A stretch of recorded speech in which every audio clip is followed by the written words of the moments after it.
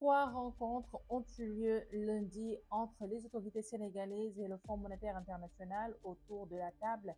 Le ministre des Finances, Cheikh Diba, le ministre de l'Économie, Abdourahmane Diouf, et des représentants du FMI, dont sa directrice générale, Kristalina Georgieva. À l'issue de ces échanges, deux lectures différentes émergent du côté sénégalais. Le discours est résolument optimiste. Abdourahmane Sarr affirme que le pays est engagé dans une trajectoire de consolidation budgétaire, autrement dit, le déficit public et la dette seraient progressivement maîtrisés. Dans cette logique, les autorités estiment qu'il n'est pas nécessaire de restructurer la dette, une position également soutenue par le Premier ministre Ousmane Sonko, malgré une situation budgétaire tendue depuis 2 ans. Mais du côté du FMI, le ton est plus prudent dans sa communication. Kristalina Georgieva insiste sur la nécessité d'une gestion budgétaire rigoureuse et sur la poursuite des réformes pour réduire les risques liés à la dette.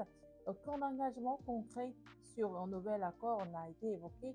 Cette divergence s'explique notamment par des prévisions différentes. L'FMI se montre plus pessimiste.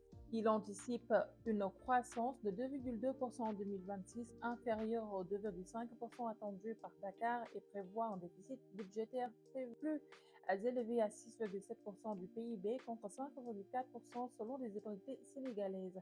En résumé, le Sénégal affiche sa confiance tandis que le FMI appelle à plus de prudence, un écart de perception qui pourrait peser sur les prochaines discussions économiques. Multico, c'est fini. À très bientôt pour un autre numéro.